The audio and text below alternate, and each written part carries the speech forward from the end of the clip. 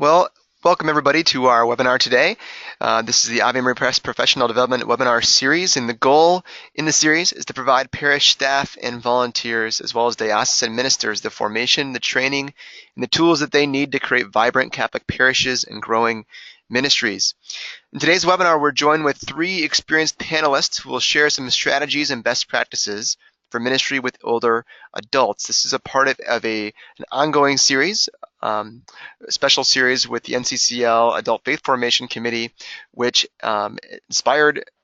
which has helped organize these webinars, inspired by a series of articles in the NCCL website as well as the NCCL magazine.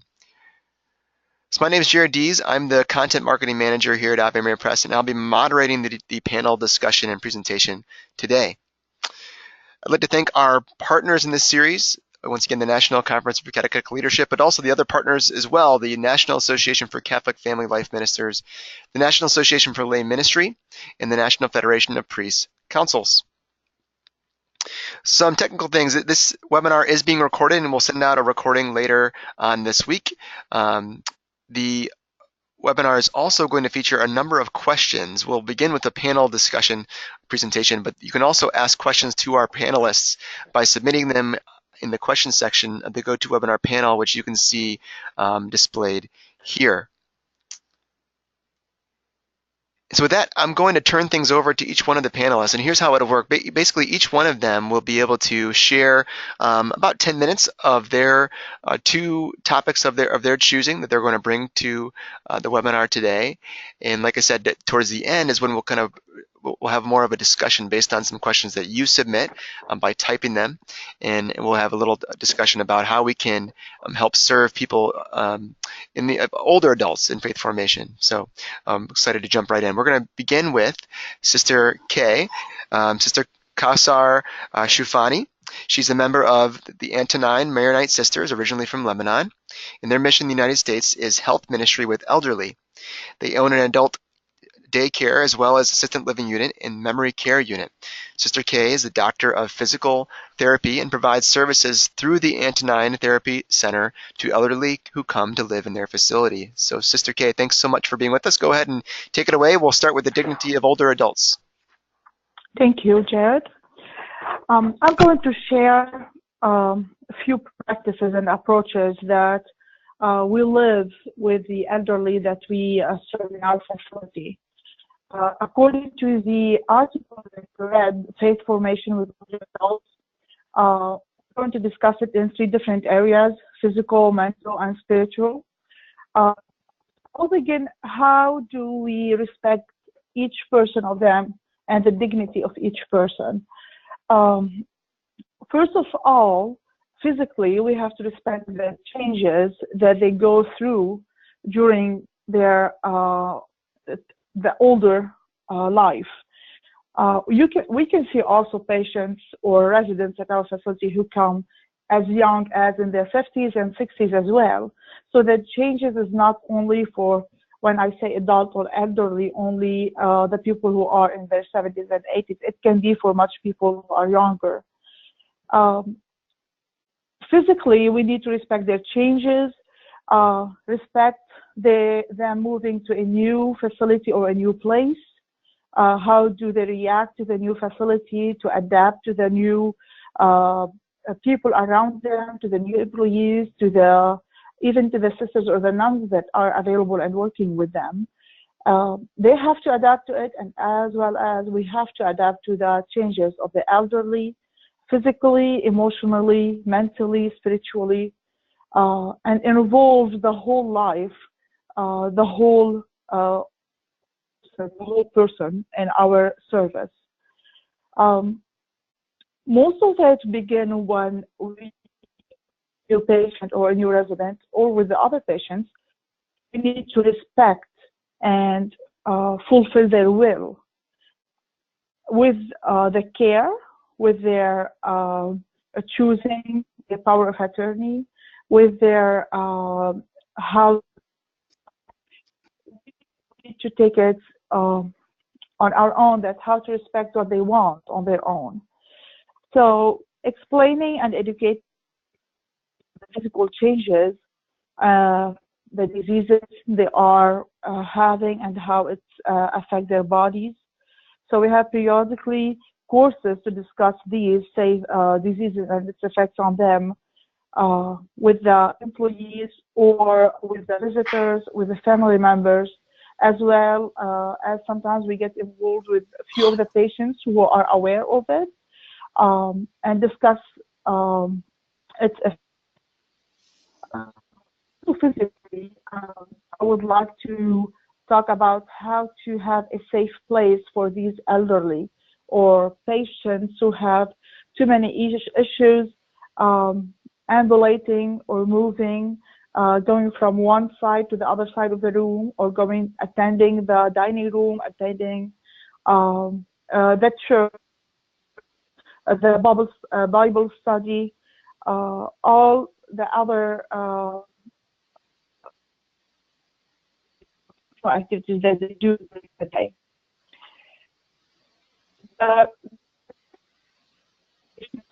Have dementia than the people who do dementia or Alzheimer or other diseases who affect their them.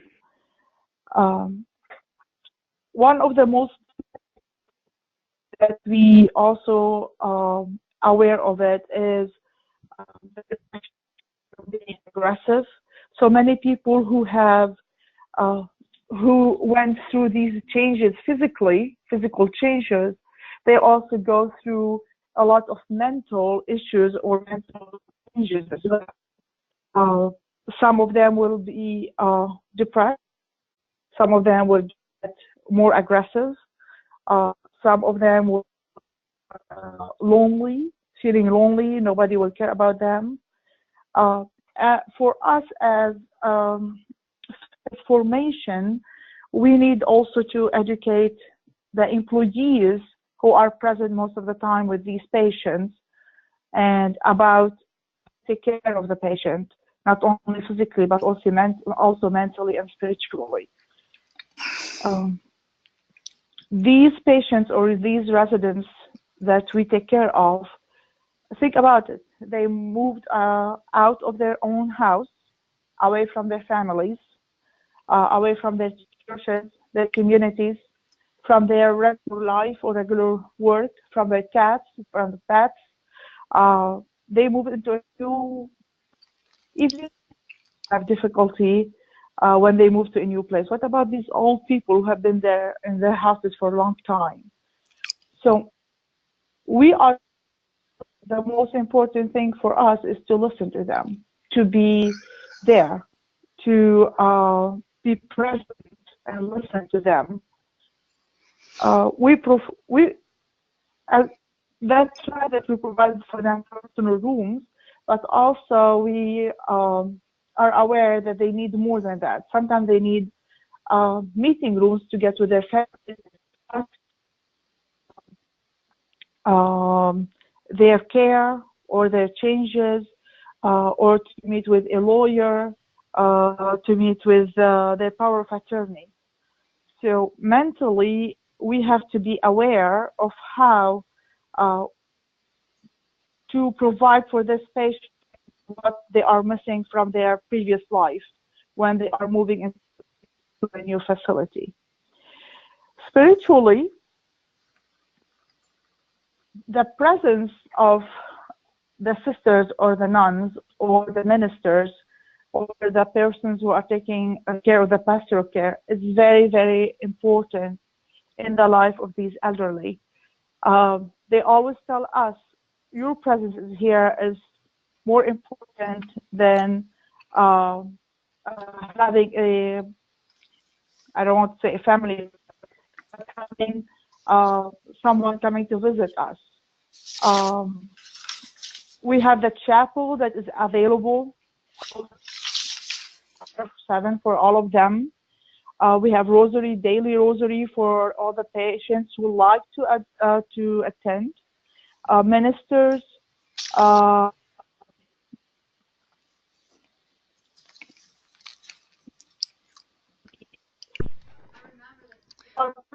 Sister of Kay, the you're cutting in and out a little bit. I just want to make sure you're still there. yes, Jared. Okay, good. You're coming in back. I just want to let you know that the people are letting us know that the audio is coming in and out just a little bit. Just wanted to give you a fair warning. Okay. So keep. Okay.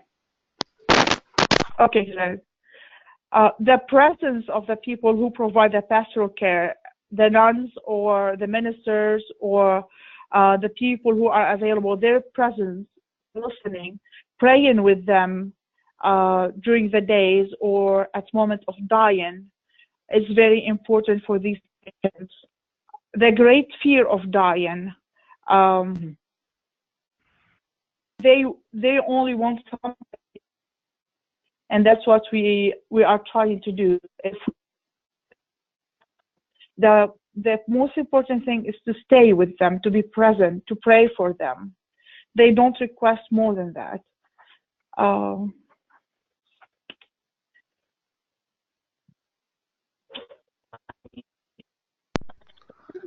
Could you cut in a Jared? Yeah, you cut in a little bit there. I love what you just said though about being present with them. That fear of dying, just that presence of the ministers, presence of people is so important. Presence of prayers.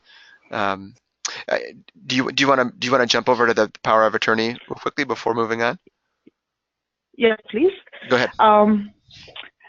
For the patients who assigned already their power of attorney, we agree with it or we do not agree in the facility as administrators, we need to respect the problem or there's a big issue between family members and the power of attorney who was assigned by the patient. We need to respect it and go by law. However, we as in this facility, we try to get the power of attorneys involved more in the faith formation and attending Bible studies with the patients, with the residents, being there for all the big ceremonies that we have for Christmas, for Easter, for Sunday masses. We invite them to get all together and pray together. We invite them to be present when the patient is in the stage of dying, to be present with the patients, and we all sit together and pray with them. I see sometimes some people have difficulty with the power of the healing. However, our duty is to respect the will of the patient and to get the power of attorney as much as involved in the care that we can provide for the patient or the resident that is living in the facility.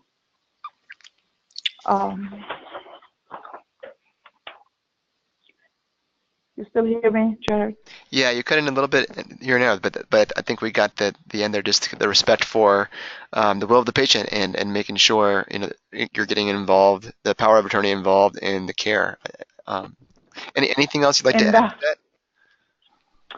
that? Getting them involved in health care as well in the faith care, and both of them, get them present with us during the whatever we are praying, or we are having Bible studies, or the ministers are available. We invite the power of attorney to get involved, to be present, to listen, to pray with us for the patients or residents. Wonderful. Good. Well, thank you, sister. Thank you, Jared. Yep. And we'll come back. Stick around, and we'll have you join in for the Q&A towards the end as well. So with that, we're going to jump over to Richard. Why don't you start off with the state of maturing adult faith formation in the church today? Thank you, Jared. It's great to be with you. Thank you, Sister Kay, Mary Ann. Great to be on the panel with you. before I begin, do you mind if I give you a little introduction? I forgot. I wanted to make sure that people know who you are. You may. Okay, this way that way you don't introduce yourself. Richard Johnson is a PhD in counseling psychologist and gerontology. He's the founding director of the Johnson Institute for Spiritual Gerontology. He has written 40 books and teaches and consults in the area of maturing adult faith formation. And his website is www.senioradultministry.com. There you go. Go ahead, Dr. Johnson. Thanks, Jared. Great. Yeah, as the introduction sort of implies, I devoted my professional life to building up what we call maturing adult faith formation today. And it means many different things to many different people. We formerly called it senior adult ministry. And back in those days, the way I would describe senior adult ministry was kind of as buses, bingo, and brownies, mainly bus trips and games and food. And if we had all these social things for the seniors, then that was wonderful. And that's great. I mean, fellowship is wonderful, socialization is wonderful, but I think Jesus said, feed my sheep. And I think he meant more than buses, bingo, and brownies, which means we need a new day here. We need an entirely new day, and I call this maturing adult faith formation. Here's the definition I use.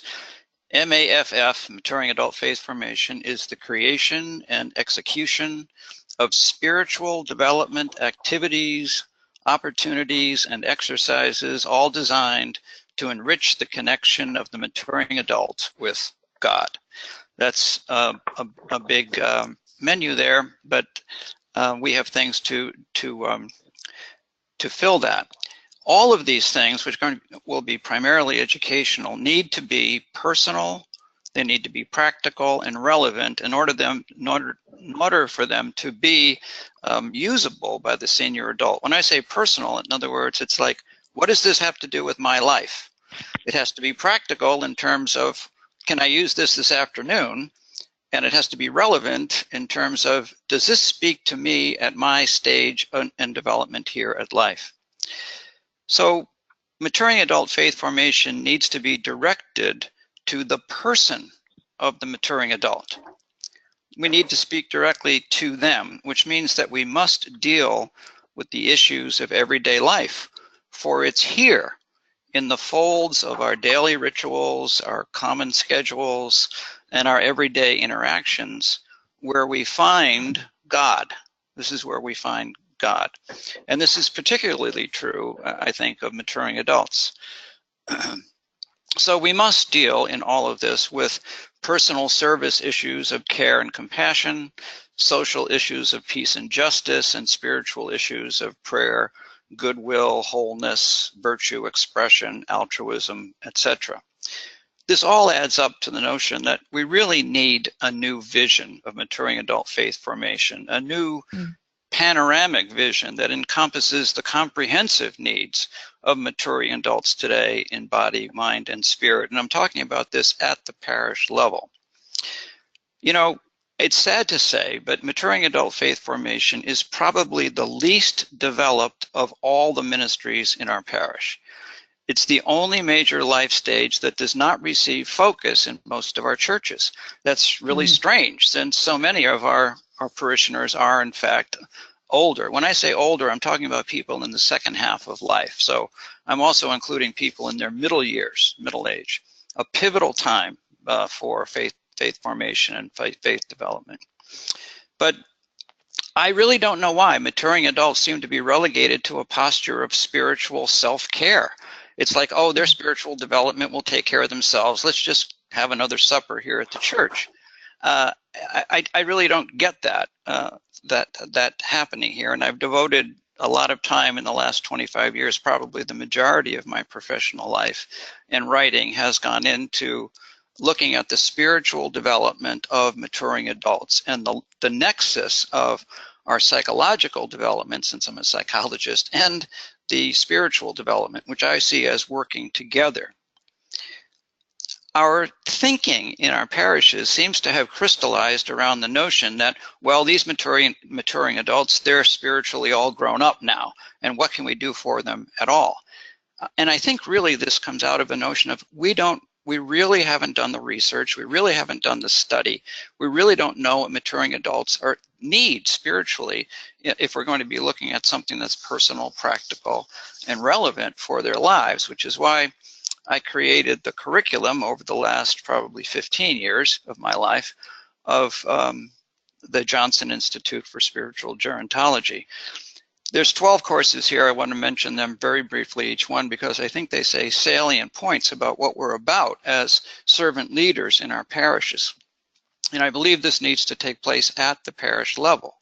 So the Johnson Institute is involved and directed specifically at empowering people with all of the background they need, the techniques they need, the materials they need, etc., in order to make this thing called faith formation for maturing adults a vital and inspiring ministry.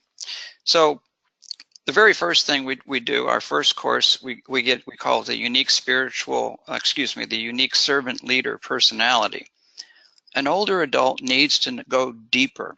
Even in psychological research of older living, there's a term they use called gerotranscendence, and this seems to be the natural proclivity of a healthy older person to be looking within themselves. They want to know more about themselves, and that's what that whole course is all about. And they take an instrument called the spiritual strengths profile, where they see their 6 what we call signature spiritual strengths. These are not the gifts. This is not a gifts profile. It's a strengths profile. It's totally different. But it certainly gives the person a powerful imprint and view of the who of them rather than the what of them. It enables them to go deeply into themselves. The next course is about what is spiritual gerontology. What are we talking about here? What is this nexus between the basically the liberal arts and sciences and theology, psychology, and our spiritual development here? What is all of that about? And so we go through some literature, et cetera, et cetera. The third course is one that's particularly popular. It's called the 12 Keys to Spiritual Vitality. And basically it looks at this thing called aging. It says, what is aging? And why do we focus so much on age? Why is the number that seems to be tattooed on our forehead every time we have a birthday so important to us? We really overdefine this thing called aging. That number is really superfluous. It only means the number of times you've been around the sun. That's all it really says to us. But this course looks at and this is from research that I've done along the years, looks at how do I do this thing called aging well? And when I did the research, I was not looking necessarily for spiritual dimensions, but what I find in every piece of research that I do, that the spiritual thread runs through it. For example, the next course is retirement as a spiritual journey. Now, when you think of retirement, you think of money and you think of free time and play and what I'm going to do. We're not looking at that. We're looking at the psycho-spiritual developmental tasks that must be achieved in order to really move into what is this thing called retirement about? What is it? And what does that mean for me? What is my calling here in retirement?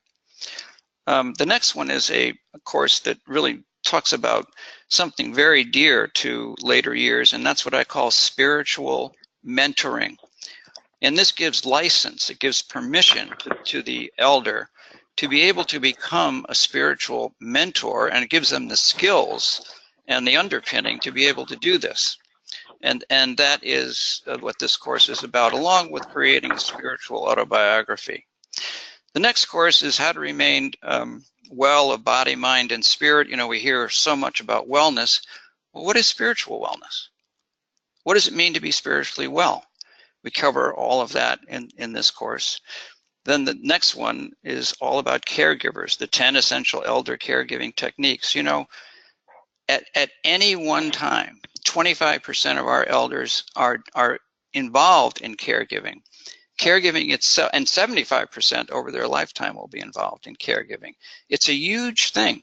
Every parish should have a caregiving course and a support group for caregivers to help them see that this is a ministry and this is a God calling, and this is something that's going to make you even better as you move along. The next course is something I think that anybody who works in a parish needs to have, and that is how to identify and deal with the 5 chronic problem personalities of the later years. It is true that there are personality disorders out there, and about 10% of the population is going to be exhibiting these personality disorders in one way or another. And the people who work in the parish need to be attuned to this, not to cut these people out, but to learn how to deal with them. Otherwise, it can really upset things. I would say 90% of the problems in a parish come from personalities that are contained in these 5 chronic personalities. Next course is about midlife development. You know, every stage and phase of life has its own development, its own specific what are called developmental tasks. And you know, if I were to ask you, well, what are the spiritual developmental tasks of the middle years, which is basically ages 45 to 65, I doubt there'd be many people that would be able to know those. And then the next course is about the spiritual developmental course of spiritual developmental tasks of the Illumination years. And there are 10 more here. And the notion is, what are we supposed to learn here in these later years? I'll talk more about this later in just a moment. The next courses have to do with what we call spiritual luster, that is animating the secret factor of healthy creative aging. And the next one, and the last one, number 12, is all about fostering change. I can think of no other time in life when there is more change than in the later years, or what I call the Illumination years. And much of this change has to do with diminishment and loss. And so, as Chardin told us many years ago, we must divinize our diminishments. Well, how do we do that? How do we look at the losses and even the suffering that is implicit in the losses of the later years? And we have to look at this straight in the eyes that they are there. How do we allow them to be actual spiritual builders rather than material destructors as we do? Okay, Jared, I'll go on to the next topic right now. You can float that. That's the spiritual developmental tasks of the Illumination years. Okay. I used to call these the renewal years, ages 65 and above, but I now call them the Illumination years because I believe that it is in this last stage of life, and there are 3 phases in this last stage of life, where we learn the most spiritually, where we can grow closer to God than we've ever done before. So how do we make this? How can the parish, in some sort of programmatic way, at least name the spiritual developmental tasks that are implicit in this later time of life? No one has ever done this, really, to name what are the spiritual tasks that we're supposed to be about. So I'd like to choose just a few of them, and you stop me, Jared, when I have to be stopped with time-wise, because I could just keep going on and on about all of these. We'll give you about 4 minutes. How about that? 4 minutes is great. Okay. Okay. There are 10 of these in the later years. The third one, I'll just pick a few because I think this third one is a big one, and it's called dealing with physical diminishment versus denying reality. These are all posited as dialectics rather than dichotomies. A dialectic means that you can go either way. So how do you deal with physical diminishments versus how do you deny reality by not dealing with your physical diminishments? And I'm not talking about on a physical level. I'm really talking about how do you deal with all of this loss on a spiritual level. So the definition of this is the degree to which we can come to more clearly see the discomfort and even the suffering caused by our bodily changes as invitations for spiritual deepening. This is a pivotal developmental task in the later years. If we can't let me just try to look at dealing with physical diminishments. There's no way around the suffering. There's no way to eradicate the pain. There's no way to avoid the losses or to wipe away the discomfort. We must endure these diminishments, sicknesses, illnesses, whatever kind, head on. Yet in the struggle, in the pain and in the heartache of physical diminishment, we can and really must spiritually dig deeper into ourselves to find the stamina, the perseverance, the steadfastness, what I call the true spiritual grit or the resilience that lies in there. This is a task. And in the course, we talk about how to do these kind of things. Right now, I can just give you this overview. Well, if we fail to do this, if we fail to dig deeper into ourselves spiritually at times of diminishment and discover there our true reality, then we are doomed to searching only in the world for the strength to deal with our physical diminishments. And the world doesn't have we have a great medical system, et cetera, but what I say to my classes is, the operating table is not the new high altar. The medical community can do a whole lot of things for us, but if we don't have a very strong faith inside of us, and we haven't looked at how we can make this diminishment a new day, what I call radical resilience, then we are doomed here. We are going to sink in our own way. If we only search, the material plane, then we never truly surrender to God. And without God in our lives, we fail. We fall into an unreality, a place where we damn the diminishments and we blame God for perpetrating it upon us. And we're just in this terrible spiral downward. Another spiritual developmental task, this is number 4, is confronting self versus becoming or remaining self-absorbed. So the definition is the degree to which we can plumb the depths of our authentic self and discover there our spiritual uniqueness. This gets back to gero-transcendence, and of course, by the time people in the curriculum take this course, which is course 110, they've already taken the course about learning about their spiritual self, so they can apply that here in a very, very direct way. That's a theme that runs through all the courses. So we're talking about new avenues for self-awareness, truly being present to the divinity that is within you. And first, to do that, you have to kind of have some words to talk about. What is that spiritual divinity that's within us? Well, certainly we get that from the Catechism, and in some of our courses, we augment all of that. So in the second half of our lives, we begin, at least we're supposed to, begin diverting increasing portions of our energy away from learning about the world outside of us and into learning about the unique world inside of us. This we call the progressive unfolding of our true self. That is our God self, a la Mertens and lots of other writers who talk about this. So each life event then becomes another potential learning opportunity, even the events that are diminishing. If we fail to make our illumination stage of life a time of dramatic uncovering of the self that resides deep within us, then we place ourselves at risk for lapsing into a lackluster life of centering our focal power, most of our focal power, on our worldly selves and only look at the world. Such persons become enraptured by the changes in their bodies. They can wax on and on about describing the conditions of their various systems of their bodies with acute detail. They tell you about when their next doctor's appointment is going to be. They want to show you the scars from their last surgery. I mean, they're all focused on, and of course they tell you, all about the medications they're taking, etc., and when they do it. Their life is consumed by all of this. And it's as though taking care of your body becomes the essential feature. Certainly we want to take care of our bodies, but God has given these bodies as a teaching vehicle. Next one, number 5, I call, and Jared, you stop me. Yeah, I might jump in, and maybe we can come back to some of these, especially during the Q&A part.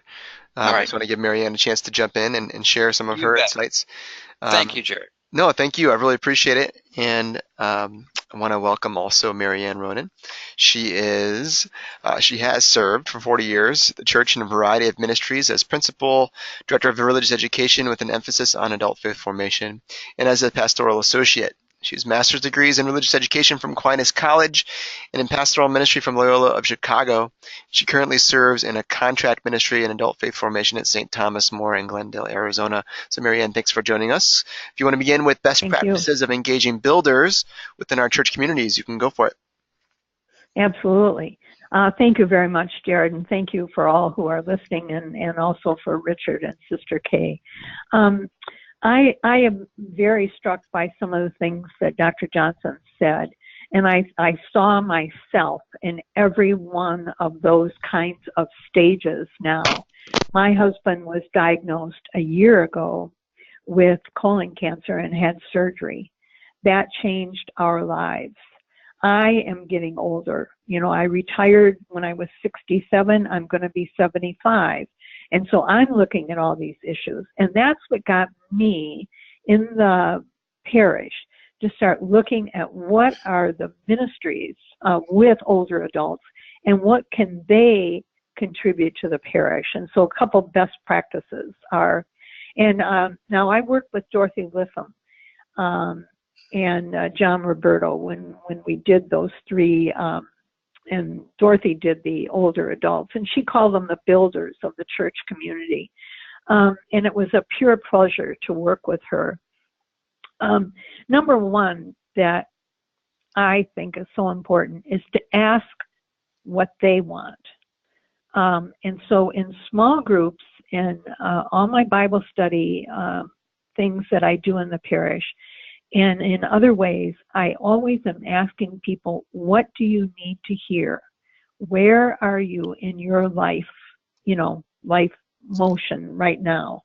And it is amazing what people say because they've never been asked. I do it in like a small group of people, then I do it one-on-one. I just use every moment I have to say, what do you need? And they are more than willing to tell you what they need.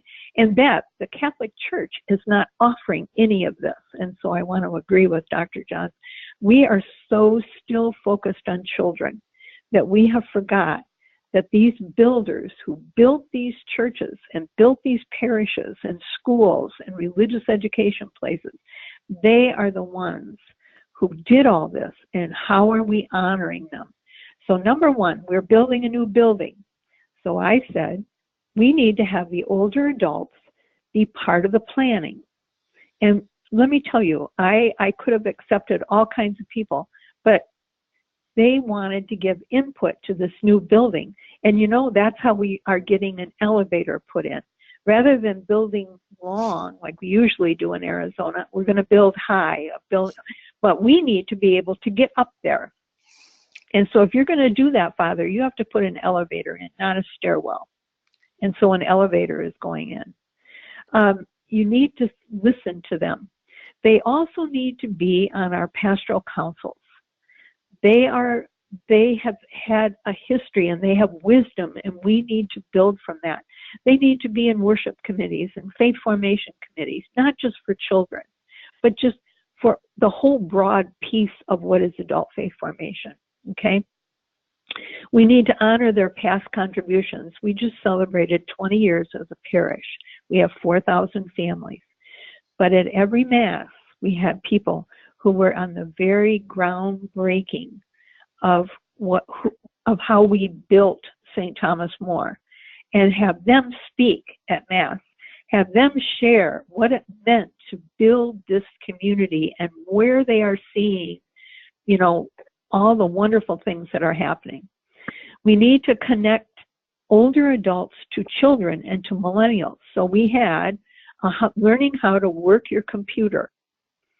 And we had kids go to people's homes. We had millennials. We did it at the church, and it was awesome. People bought their little laptops, and they sat with children. Oh, no, you can do it this way. I mean, it was just so creative. I couldn't believe what they did. The other thing is to not ever water down anything. We brought to the parish, our nurses brought it, 5 wishes. And they were trained, and then they have come out. I offered to do it for one of my Bible study groups. And it was wonderful. then they started raising their hands. I mean, it was unreal. I had 80 people that come on a Thursday morning, and they were raising their hands. Okay, how do I plan my funeral? And so our pastoral care person that does that, she was sitting there, and she said, Mary Ann, can I have next week? And so we did next week. How do you plan a funeral in our parish? What are the steps? Oh my God. Shelley said she was so inundated by people. Oh, I didn't know I could do this. This is wonderful. My husband and I want to come and we want to do it. There are so many aspects of what we can do. I've used TED Talks and people love those. We should be putting those on our websites, especially about older, or I'm going to change my word, a mature and an illuminated adult person. You know, there are spiritual aspects, and as I've been going through my own dealing, in a sense, with my husband and with myself, is that to look at the spiritual sense of wholeness in our bodies and in our spirits, that the soul is so important, and we leave that out. You're so true, both of you saying, Sister Kay and Dr. Johnson. I call it holy listening. We have changed our way that we instruct our Eucharistic ministers, who are bringing to both homes and to individuals in their homes. So to be giving them more input, to train them better. Now I'm going to really look into Dr. Johnson's things, but to help Eucharistic ministers, not just bring communion, but how do they wholly listen to the people, let them tell their stories. The other thing is we have a Stephen ministry, and now I guess I need to kind of look at that and sit down with the Stephen ministry people and see what's happening in that. I've never thought of that before, of doing that, but I think it's a really good idea.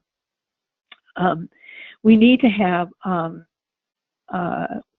nurses are wonderful because they reach out to all of our senior people, constantly having programs for them, we are right by a college. It's called Midwestern University, where they train dentists and doctors and hearing people and eyesight, and bringing them in, but also asking them to talk about a spiritual part of what going blind is and what is happening. Those have been very well received, and they're in between the masses on Sunday morning. So when people are at the church, you use that time. And so that has been very well received in our parish, doing that. Facing death, I think, again, I think 5 Wishes help do that, and then also our funeral planning. But I think I can do a whole lot more now, having been not only been a speaker, but also been getting the knowledge from everyone. I am just so struck about how people face death and what it means and how people share it. I can tell a quick little story. Jared, I don't know how much time I have, but I had a lady in Bible study that was dying, and she came every week to Bible study. And one day she came up to me and she said, Mary Ann, I would like to give a talk about how I have walked through the stages of death. I looked at her and I said, oh my, and she said, I really feel that I need to do this by all the conversations at our table that take place at our small tables, our small little faith communities and Bible study. So anyway, she did. The following, we announced it. She did. Even Father Jim came, our pastor, and sat in the back of the room. And she gave a half-hour presentation on her life and how she determined what she was going to do and how she has been reshaped through walking through the stages of death for herself and her spirituality and how it changed over this past year. 2 months after she gave that talk, she died. And I'm telling you, every member of that Bible study was at her funeral. and talking to her children about the gift she was to each of them. That was honoring her and where she was and what was happening. And I think we need to do more. I mean, so now I'm going to go up to people that I know are having experiences, different experiences, having a husband now with dementia or with Alzheimer's, but they're still coming to Bible study, but they're still coming to things. And that we make our mature people, those who are in the illuminated way, as a key piece of our parish communities. They have so much to teach younger, middle age, each other in what they're going through. And I think I am so heartened with what I've done, and now I've got so many ideas about where I want to go with this. And I remember I'm only a contract minister, so, but I still believe that we can do this, and that our seniors really, really want to be a part of the parish and have a say, and be a part of different groups in the parish. They keep saying to me, "Are you going to do another computer thing?" Because those children were wonderful. It was so nice to meet a millennial. I didn't know who those people were, but when you introduced them and you introduced the children, then I got to know. And then somebody cared enough about me to help me. And you know, a couple of the one man said to me, you know, I still have touch with him, and when I run into a computer problem, I call him. And I think that's across parish lines. We're not used to doing that. We like to keep people in their nice little blocks in a parish. We have to stop doing that. We have to keep opening people to each other, you know. And what happened after the computer thing is that the older adults, they wanted to give back to the kids. And so what they did was they had a reading night. And we got them all there because some of them don't drive, but we had people pick them up and we brought them. And what they did was they read stories to the children. And the millennials all showed up. And they said, we could help too. And so they became voices in the stories. And then I said, I want one person to share their life story from each group. And those children were wonderful, and the older people were listening so hard. This is what we need in our parishes, to honor people and not forget what they have done, and get away from always thinking about children's faith formation, to get to adult faith formation and mixing adults. That's what I love about, you know, I have a nighttime Bible study that is all generations. And it's wonderful. I have young people in there. I have high school people in there. I have older people in there.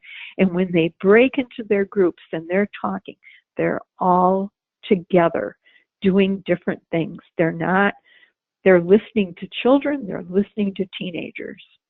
And I think that is so healthy in our parish communities. So that's where I am right now. And I thank you all for listening. And I hope we get some good questions. So,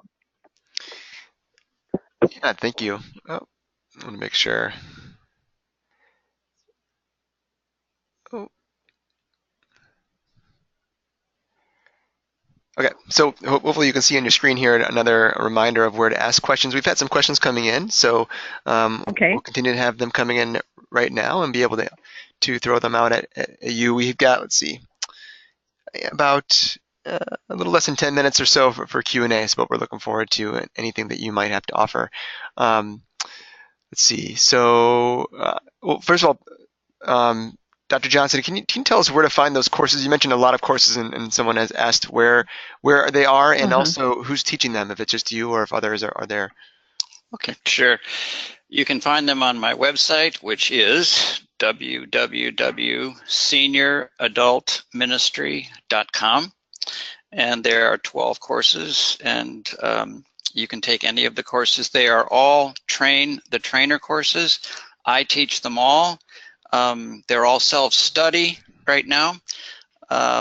So you get them sent to you electronically. You're looking at your computer and you're looking at PowerPoints, but I'm giving the lectures on them. And all the materials are with them, et cetera, et cetera. So all the courses are described on that website, www.senioradultministry.com. And if you take all 12, then you're eligible to get a certificate in spiritual gerontology, which you can put after your name. So, Mary Ann, I'm going to throw this question at you because it's something you were just touching on a minute ago. Suzanne is asking about intergenerational dialogue. It can be rich, but how do you keep young adults from being scared away? I mean, can you share some of the things that you said? You've had some events that people were interacting. How do you keep young adults from being scared away? You know, they're not scared away. We have a young adult group in our parish, and they asked if they could, you know, I went to them and said, can we engage you and then, you know, have you come along with children who are 4th, 5th, or 6th graders, high school, to talk about your computers and stuff like that and how you could help older people. They jumped right in. Every young adult member of that group showed up, and they were there for the whole evening. Nobody left because they were sharing with each other, not just about computers, but about their lives. And they were so enriched. So they said to me, when are we doing that again? Their leader came to me and said, Mary Ann, the group is saying, when can we do that again? When can we get together again with maybe another set of older people or that same group or whatever? They don't care. They want to. And I think what in our parish, the younger group are the people, they want to do service. And so I think this was how they looked at this moment. But I think another thing is they want to do service. So they are going as groups, as a group, you know, and there's not a lot of them because, and I keep saying, you guys, you got to reach out. There's other all millennials and young adults in this parish community. You got to reach out to them. So then they finally got a listing from the parish, and now they're contacting people. I have great ideas. I can't always, you know, have people that can pick it up, and they are picking it up. So it's hard. It's hard. But if you set it up, I believe if you set it up, that it's a ministry to each other and a ministry to the whole parish community and wider. So they're the ones that are going down to Andre House and serving at St. Vincent de Paul, packing food boxes, that kind of, they want to do things like that. They have been down to what we call in our parish, well, it's called Circle the City, and it's run by a sister physician, and it does work with all the homeless. And they go down, they bring socks down there. They bring, because people come in off the street and they need medical care. And they also take all the people. So they have picked up people after being released from the hospital and bring them to Second City, bring them to Circle the City so that they can get care after surgery. It's the millennials.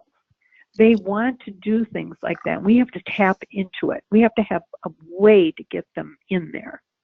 So I don't know. That's one way that I think we've done it. So that's really reassuring, okay. Mary Ann. Thank you. Yeah. I'm going to jump, Sister Kay, I'm going to throw a question out to you. So you mentioned in your presentation about prayer groups and Bible studies and also getting the power of attorney involved. But just curious, what are some of the things that you found in your work with your residents that worked the best? A certain type of Bible study, a certain type of prayer? It depends on the population, the different people. We ask them, what do they like to do first? Some of them, they only like to go to church and sit and pray in silence, and we respect that. That's why the church is open all the time. Other people requested to have Bible studies, and it depends on their church. If they are Catholic, some of them requested the rosary daily, and we are providing it. Some of them requested a minister to come to the facility and pray with them. We also provide this, as well as a Bible study. However, you will have people who requested and they don't attend, or you will have people who will have requested and they attend. We also respect not only it's a feeling, it's the situation, or it's day by day life of the patient or the old person. We provide all of this, and all of them are invited. And if they come, they come. If they don't come, we are as sisters present there, and we pray with them or without them. Thank you. Dr. Johnson, Paula asked, we have a caregiver support group in our parish, but we can't seem to get many people to attend. The group meets once a month from 1:30 to 3 p.m. Any suggestions? Is there a better time you suggest? Richard? Oh, I don't know if it has to do with the time.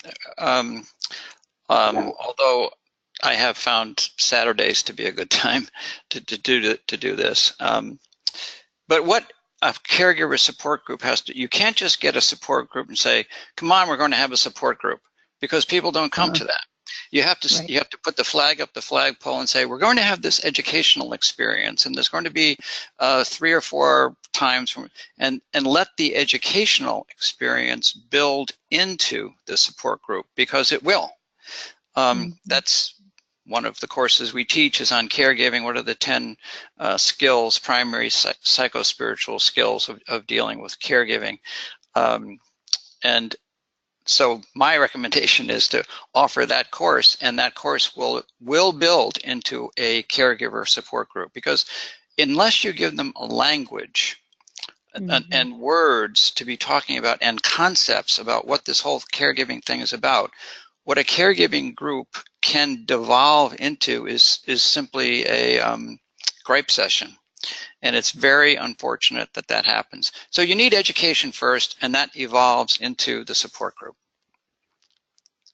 Good, thank you. We have a number of people that are just jumping in and saying thank you for the time, and you know, I'm just really grateful that the NCCL Adult Faith Formation Committee had put forth the suggestion of this webinar, just because, you know, it's a topic that, as you've all pointed out, often gets overlooked because of the special focus on especially the younger generations and children's ministries, but also, you know, people talk all the time about young adult ministry, but we overlook the need to organize and focus not just programs, but our hearts on people that are in the parish and have been there for a very, very long time. And so I'm so grateful for the three of you for spending your time with us. And I know many of the attendees here are as well. Thanks for spending your time. Any last words, or just if you want to jump in and say, suggest where to find you or where to find good resources, go ahead and do that. We'll work backwards. Mary Ann, any last suggestions for resources or for where to find more about you? You know, I had an elderly gentleman who is now, he didn't have anything wrong, but now he has cancer. And he got me a book, and he won an award from the Celtic organization here in town because he's Irish. But it's by John O'Donoghue, and it's called Anam Cara. It means soul friend in Gaelic. And it's a wonderful little book, but the last part of the book is something that I am just taken aback from. And I mean, how wonderful it is, because it's all in aging and dying. And once you have God as a soul friend, and you have other people who are your soul friends, then you can move to say, I want to experience this with all my being. Especially, I want to grow deeper into faith. And I have used this book so much, and I keep thanking him for offering this to me. And I think, wow, it really, it's a great help. And I'm at St. Thomas More Catholic Church in Glendale. I can give you an email if anybody wants it. It's Ronan, my last name, RONAN, the word faith, FAITH, the number 4, at gmail.com. And I heard from Carol through Jared, and I tried to send you an email back and I couldn't, Carol. So if you could send me an email directly, that would be great. I would love to chat with you. So ronanfaith4@gmail.com. Thank you. Wonderful. And my grandmother gave me a copy of that book. She would be in the older adults category. She really loved the book as well. So Anam Kara, I think, is the title. So thank you. Yeah. Dr. Johnson, where can we Good. find out more about you and the resources you mentioned today? Yeah, I write a blog periodically, sometimes weekly, sometimes monthly. So if you'd like to be on that blog, just get on my website. And I'll automatically send it to you. And again, the website, www.senioradultministry.com. And on the website, there are lots of resources you can look at too. So you can sign up for the blog and look at resources there as well. Good, thank you. Sister Kay? The website for the village is antoninevillage.org, and you can find all the information about our service and mission in the U.S. Great. Thank you all so much for your time. And just want to wrap up real quickly before we go. We lost the... There we go. So just want to thank once again the partners in the series, the National Conference for Catechetical Leadership, the National Association for Lay Ministry, and the National Association, National Federation of Priest Councils, the National Association for Catholic Family Life Ministers. Make sure I get them all in there. Thanks. So grateful for the partnership that the four of these organizations have been to us for many, many years now, and grateful for the continued partnership as we continue to offer these webinars free of charge for participants like you. This webinar was recorded, and we are sending the recording out to you later on this week, so watch your email inboxes. You can find this and all the webinar recordings on avemarypress.com/webinar-videos, or especially on the YouTube channel, youtube.com/avemariapress. So this webinar is a part of an ongoing series. There's one more webinar in the series to be done.